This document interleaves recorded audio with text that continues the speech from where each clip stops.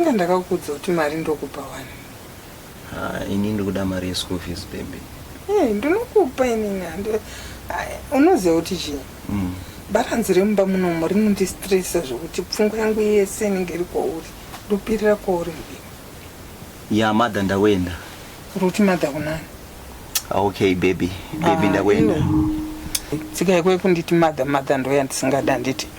Yeah, alright. Asa undidi. Ndokuda big time. So what chivo ni mari yangu ye-school fees? School fees iwe. Baranzi rakaenda ku-workshop as I said. Ari baranzi. Baranzi. Sha baby. Saka to baba wemba. Riri kutouya nemazimari. Wanzwa? Yeah.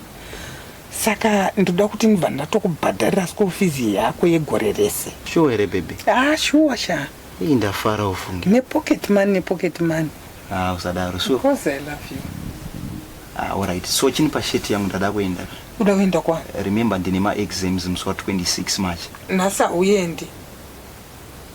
Nokuti mangwana kadhara ziri kudzoka. Iwona sorara pano. Yeah, since ndamborara ndakutorara futi sezvakataura. Nditi? Yeah. I love you. I love you so much. So, tuita seinas. Both. Alright. Jilly? Ndiani? Anybody home? Ndiani futi? Ndiani?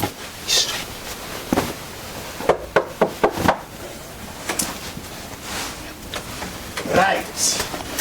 That's all kumba manje. Kuwaita sei futi? Msana ngurubo ururwadzi. Waza? Chero mvura uko. Aiwa. Iwe. Urunzwa musana kana kuti waita sei? Warwara? Kudi?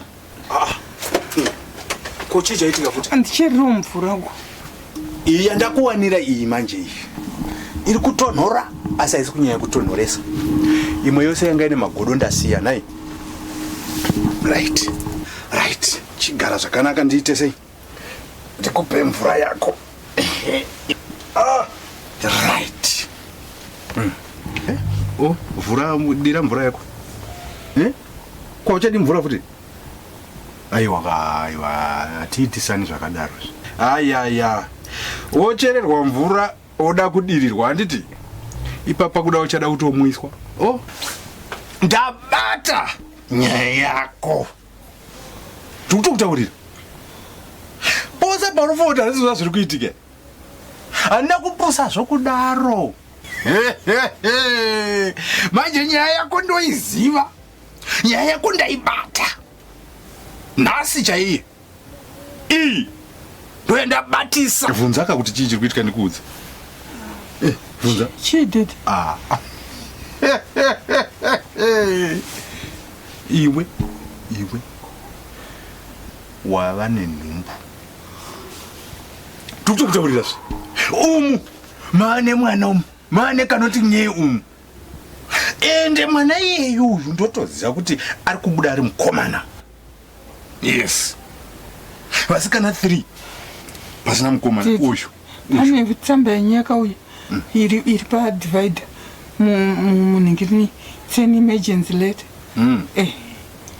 Saka iri kuti chii tsamba yacho? Andiamboivhura ende munoitora muivhure. Ko iwe anongonditumira tsamba chii vachizwa ndandiri kuworkshop?